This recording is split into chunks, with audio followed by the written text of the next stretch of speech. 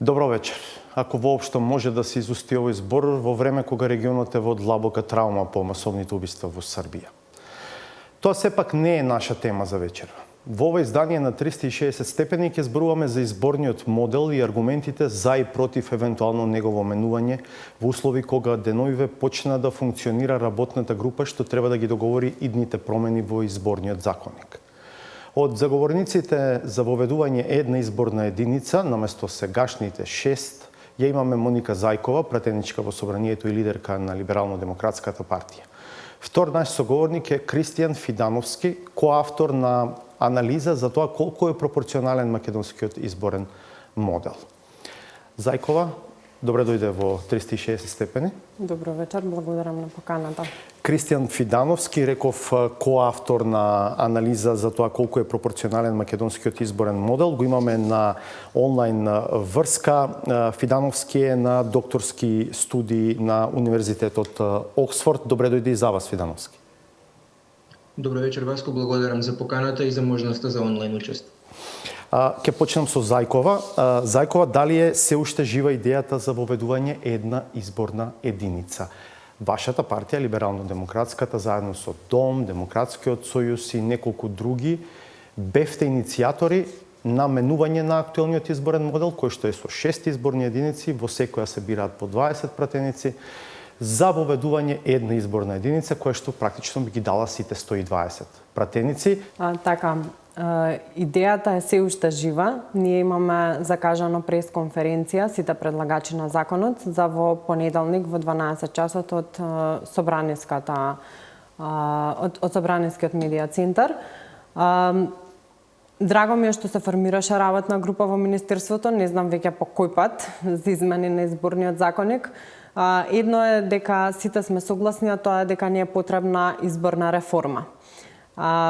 Како предлагачи на измените на изборниот законник, предложивме тоа да биде со промена на изборниот модел од 6 во една изборна единица, која што ќе биде без праг, односно ќе се наметне природен цензус, затоа што искрено сметаме дека ваквиот изборен модел ги фаворизира по големите по број на членство политички партии, а ние гледаме кои се тие низ годините, како да се наметне еден биполарен систем или на промена на политичката гарнитура помеѓу две партии од македонскиот блок и една до две партии од албанскиот блок. И практично вас ве турка во тоа да правите предизборни коалиции. Да се прават предизборни коалиции, од кои што предизборни коалиции не може да се измери реалната вредност на политичките идеологии.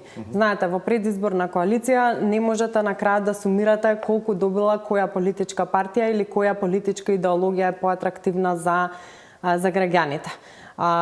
Ваквиот изборен модел не турка во тоа да, бидејќи ние сме пробале да одиме самостојно на избори, гледаме дека и со освоени 50.000 гласови, вие останувате без пратеник, односно без представник во парламентот, што значи дека волјата на 50 до 100.000 граѓани не е испочитувана и тие немаат свој репрезент во законодавниот дом. 50 се можеби многу.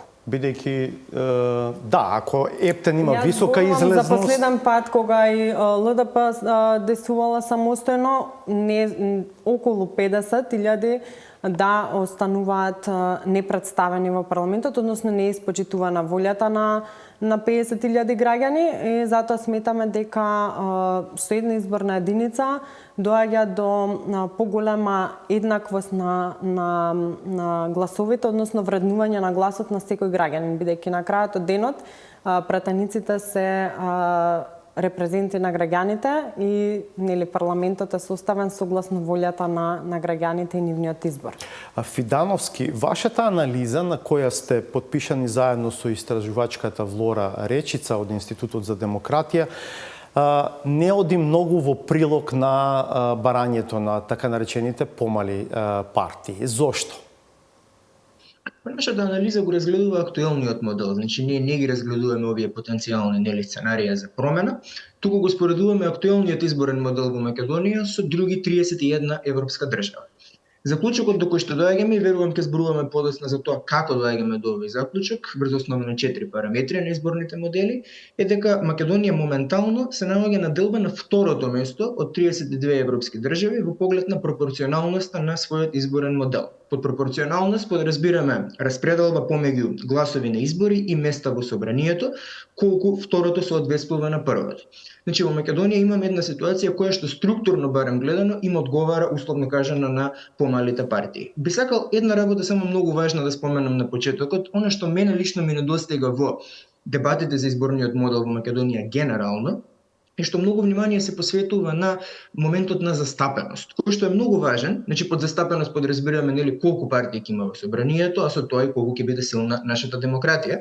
Меѓутоа демократија како збор е составен од два дела, нели? Значи прво го имаме демосот и тука доаѓа до израз застапеноста, колку е демосот всушност вклучен во донесувањето одлуки во државата, во владењето, а потоа е делот кратија, односно владење или добро владење, ако сакате.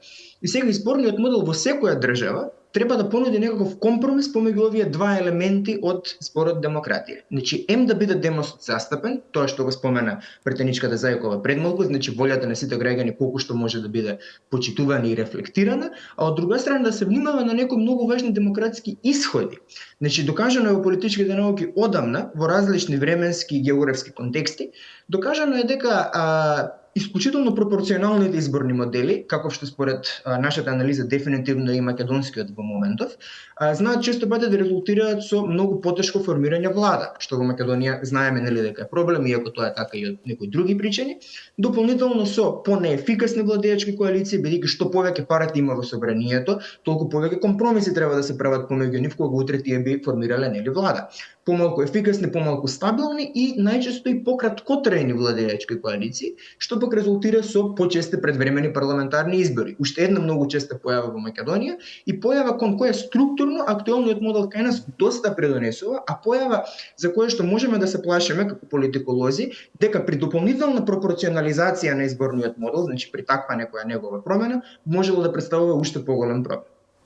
Зајкова, еве да ги слушнеме вашите аргументи или контрааргументи оваа теза за практично нестабилност во смисла на известноста и можноста за формирање влади после избори, со изборен модел кој што би бил уште попропорционален и би допуштил многу повеќе партии да влезат и да бидат застапени во собранието. Тоа е одлика на плурализмот и демократијата. Ако сакаме по-демократско и по-плурално општество, треба да се стремиме кон тоа да не се плашиме тоа колку политички партии ќе влезат во собранието.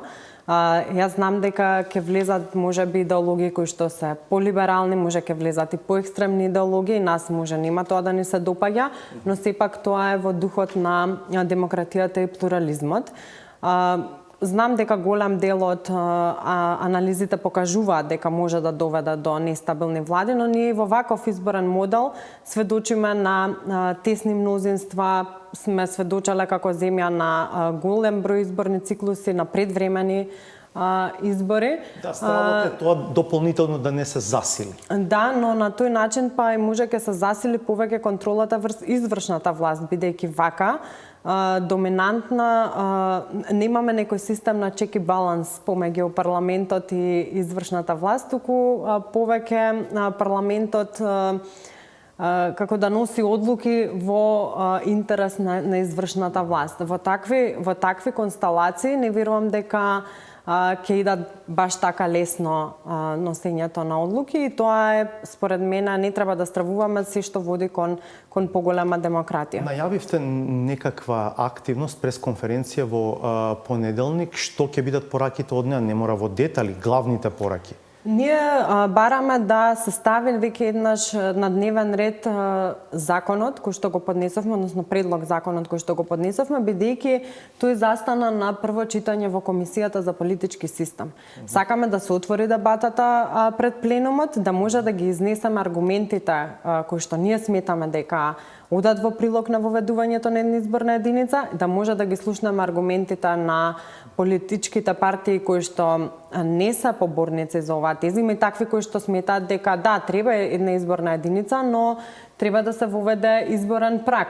ајде да ги соочиме аргументите и да видиме да искреираме едно решение кое што ќе биде најдобро и за државата и за граѓаните. Дали сте подготвени да разговарате на тема воведување изборен праг? Бидејќи вашиот предлог е една изборна единица без изборен праг, практично. Така, сметаме дека природно треба да се наметне прагот. Дали сте подготвени сепак да разговарате за Јас не воведување можам праг? да зборам во име на другите предлагачи, но Либерално-демократската партија е подготвена да води преговори за изборниот праг, со тоа што оние предлози за 5% и слично би дале спротивен ефект на она што треба да значи моделот на една изборна единица. Фидановски, што вели вашата анализа на тема изборен праг и една изборна единица?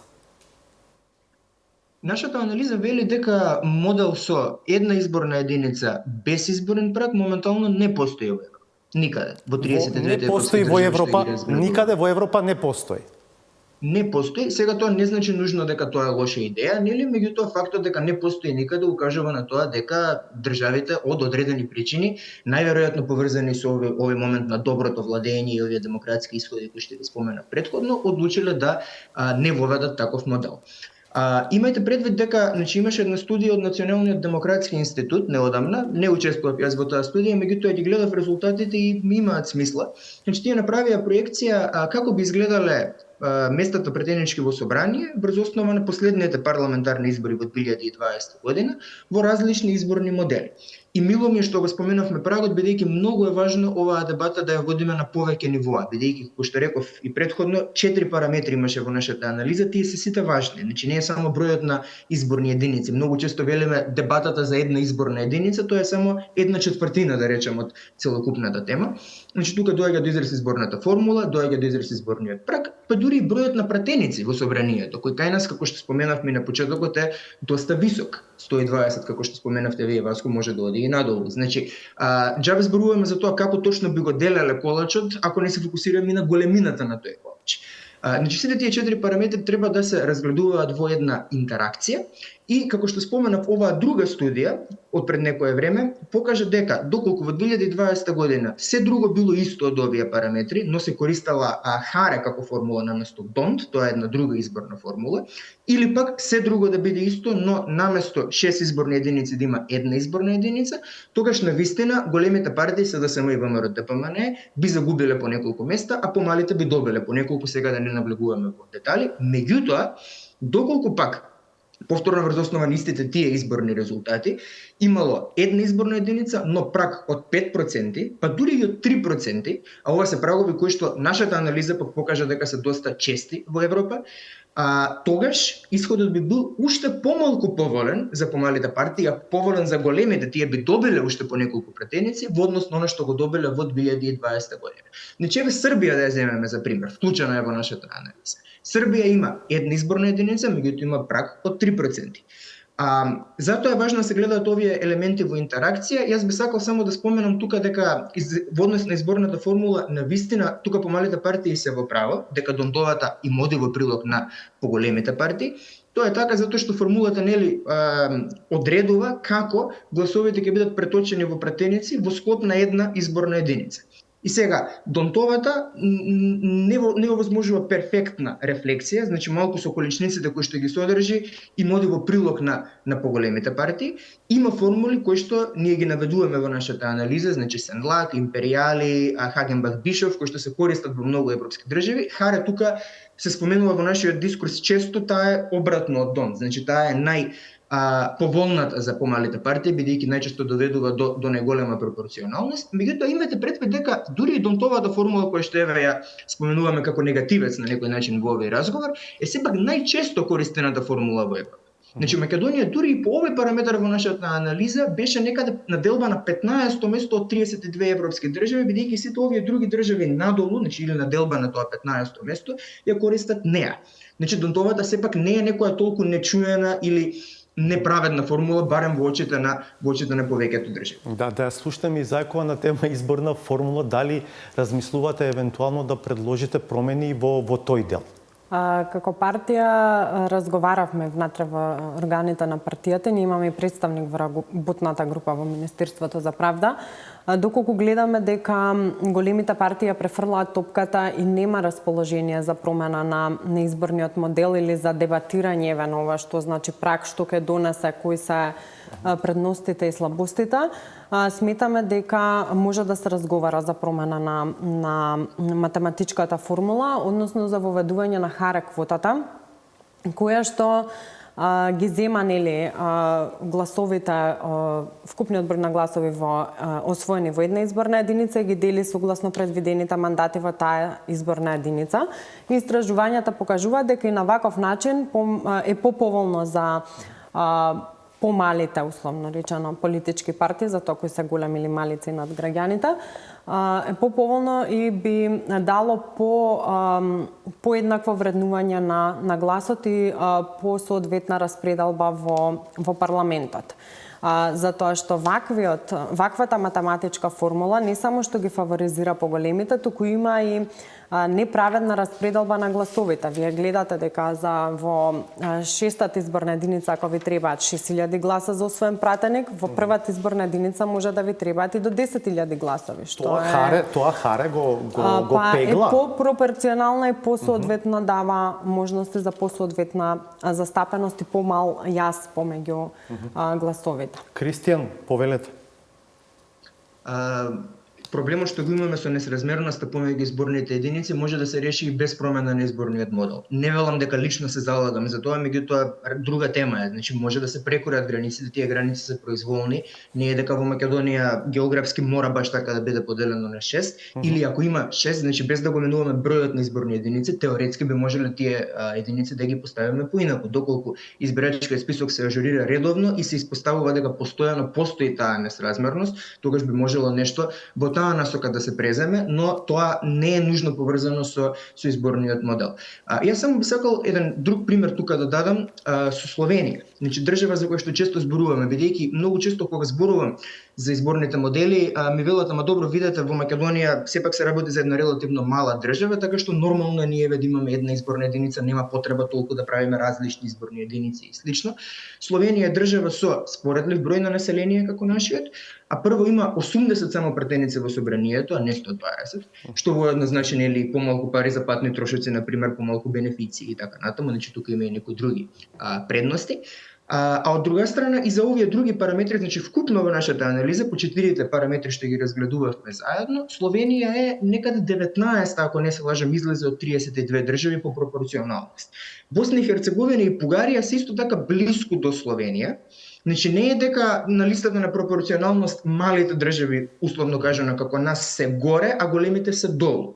И од малите има некои што се подолу, бидејќи од различни причини, како што реков, процениле дека не им одговара преголема пропорционалност. Фидановски, што е со сложената етничка структура на нашата држава, поврзана со актуелниот изборен модел и евентуалната негова промена? Па видете, многу е важно овие нешта сепак во една демократија да се анализираат низ призмата на овие два дела од дефиницијата демократија за кој што зборувам. Значи, колку ќе биде демосот застапен и како ќе се владее добро. Етничкиот аспект сега кај нас е важен, значи ние кога го имаме на ум етничкиот аспект, гледаме дека тој само го отежнува формирањето владеачки коалиции, многу често кај нас, значи и нивната стабилност секако и нивната долготрајност, така што за мене етничкиот момент во тој дел фигурира. Не кажува колку кај нас и сега, или пак ако сакате со било каков модел, ќе биде тешко формирањето влади и целокупниот демократски процес не се одвива најмасно. И токму затоа и се плашам што би се случило кога уште повеќе тој изборен модел би се пропорционализирал. Уште една само забелешка, ако ми дозволите, Васко, многу кратко во однос на нешто претходно што беше кажано. Многу е важно исто така да се запрашаме дали кога утре би се променил изборниот модел кон негова уште поголема пропорционализација, дали тогаш по автоматизам помалите партии, условно кажано, нели, би почнале да настапуваат самостојно на избори. Јас не сум убеден во тоа, бидејќи дури ева ако земеме оваа бројка што спомнавме претходно од 50.000, дека некои од тие партии имаат поддршка од по 50.000, што и јас мислам дека е малку високо согласно моменталните анкети, но не знам. Меѓутоа дури да е тоа така, не би било баш јасно дека би им се исплатило на помалите партии да си ги земат сами тие 50.000 гласови во некој кристално пропорционален пропорционален изборен модел да добијат сами неколку претеници во собранието, знаејќи колку е ризикот да не ги добијат тие гласови, а кога се во предизборни коалиции со големите партии по дефолт нели им следуваат најчесто по неколку гарантирани претенички места. Тука е Зајкова и добро е да го слушнеме незиниот коментар и став на оваа тема. Навистина, ако дел од овие ваши барања се усвојат, дали би оделе сами на избори? Сами или во коалиција со некои од другите помали партии? Токму тоа ние заради тоа и го форсираме нашето барање, затоа што напоменав и на почетокот, сметаме дека на тој начин би дошле до израз идеологиите кои што ги промовираме и тогаш ќе се види која партија каква програма им нуди на граѓаните и каква идеолошка представеност. Нормално дека би оделе ние и на локалните избори одевме заедно во коалиција со партии кои што имаме сродни програмски определби или можеби граѓански концепт. Но ваквиот систем во Македонија навистина ги попречува помалите партии да одат сами. Видете, вие имате првен согласно изборниот законник поголема и медиумска представеност и поголеми финансиски средства од државата кои што ги добиваат поголемите партии. Поголемите партии, 4 чинам, 2 од албанскиот блок и 2 од македонскиот, добиваат средства за аналитички центри, нешто кое што ние како помали, ајде кажано, партии го немаме како можност. Тие самиот изборен модел веќе го коментираме колку е хендикеп за нашите партии. Вие имате анализата што ја спомнав и Дановски од DNDI пред вас, што научивте од неа вие? Не чисто зимав за да ги споредам начинот, математичките формули се тука добро прикажани. Ја гледав родовата застапеност, бидејќи има и такви кои што тврдат дека во една изборна единица потешко е да имаме да се обезбеди родова застапеност. Еве анализите велат, баш тука им е отворено, дека ако ги земаме последната симулација од 2020 година, во една изборна единица би имало повеќе жени, ако се задржат постечките квоти. Од актуелниот состав.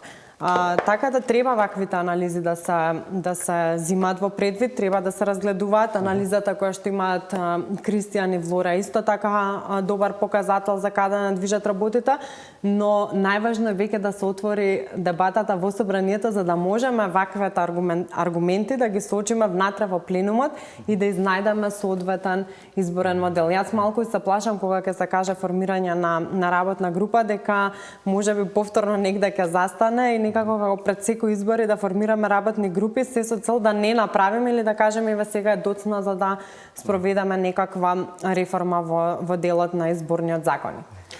Фидановски, вие во вашата анализа заклучувате дека изборниот модел сам по себе не е магично стапче за забрзување, за јакнење на демократизацијата во една земја. Зошто? Затоа што демократските исходи зависат од многу фактори, само еден од нив е изборниот модел. Тој не е неважен, меѓутоа нормално не е единствен. Кај нас имаме, како што спомена и претеничката Зајкова претходно, значи ние навистина имаме еден де факто бипартизам кој што не е здрав за државата. Значи постојано една од две партии да биде главниот коалициски партнер во владата, тоа не може да биде добро, дури и кога тие две партии би биле совршени, едноставно структурно не е како што треба. Меѓутоа, кај нас, еве ако погледнеме во споредба со остатокот од регионот, Источна Европа, значи државите кои што излегувале од социјализмот во 90-тите, обично кога некоја држава во својот втори или трет изборен циклус, значи некаде кон средината на 90-тите, успевала да го преброди тој бипартизам, значи се наметнувале повеќе партии на политичката сцена, потоа останувало така малтене до ден денес, значи имало поголем надпревар. Кај нас тука е загубена шансата и делумно поради изборниот модел, кој што тогаш бил мешавит, тогаш Македонија не била втора најпропорционална држава во Европа според изборниот модел, и од тогаш се цементира на некој начин тој де факто бипартизам од кој што не можеме да излеземе бидејќи партиите во меѓувреме се впуштиле свои пипци, разбиле свои клиентелистички мрежи и така натаму. Така што јас во многу голема мера го делам незадоволството и разочараноста од ваквата ситуација, не само на претеничката Зајкова, туку и на другите представници на помалите партии, но силно верувам, и тоа се обидовме емпириски да го подкрепиме во анализата, дека промена на изборниот модел не е најдобриот начин да да се справиме со тоа, дури напротив некои работи би можел за целокупната држава да ги направи полоши. Многу поотворен би бил кон некои реформи во однос на финансирањето на пример на политичките партии, како што беше споменато претходно, отколку во однос на чепкање на овие фундаменти практично на нашиот изборен модел. Зајкова, за крај, Трајанов, кој што е еден од иницијаторите на законот за кој што зборувате и сакате конечно да дојде на дневен ред во собранието, вели СДСМ и ДУИ го кочат воведувањето на една изборна единица. Трајанов во меѓувреме ја напушти владачката коалиција. Вие се уште сте дел од коалицијата предводена од СДСМ. Го имате ли отворено разговарано ово прашање, еве, со актуелниот лидер на СДСМ и премиер, да речеме? Ова прашање беше разговарано уште при формирањето на така наречена нова влада, кога начело на владата дојде премиерот Ковачевски, беше еден од условите за повторно давање поддршка на таа влада. Така да што прашањето е отворено. Не сметам дека на ваквите прашања треба да се оценува, но треба да ваквите прашања се разговараат веќе во коалицијата. Јас нема да прејудицирам кој е блокатор, затоа што низ годините сме виделе дека поголемните партии си ја префрлаат помеѓу себе топката, некогаш ВМРО блокираше или поставуваше високи прагови ќе даде поддршка, но со праг од 5%, што не носи никаков ефект. ДУИ блокираше со амандмани во претходниот парламентарен состав. Така да сите некогаш си наоѓаат начини како да го блокираат ова прашање. И не случајно напоменав дека ако нема расположение за една изборна единица, треба искрено да кажат сите партии и да размислуваме на нови начини, меѓу кои што може да биде и промена на математичката формула.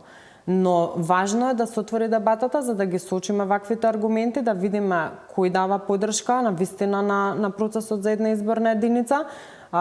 Може и да се дебатира, пак ќе кажам, за ЛДП е отворена можноста да се дебатира и изборниот праг, тој да не е огромен, бидејќи ќе ги осуди повторно на незастапеност во парламентот по малите партии, а ќе ги фаворизира големите.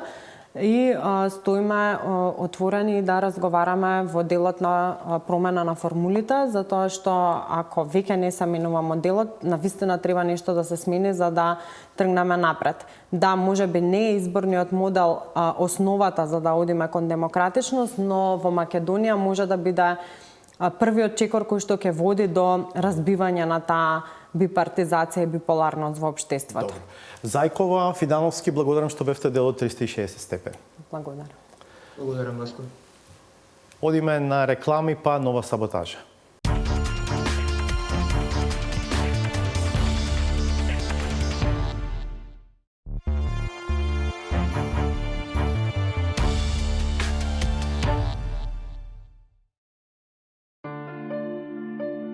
Лексикографската легенда од Кавадрац има сериозен проблем со користењето зборови кои имаат повеќе слогови, а коренот им е во некој странски јазик.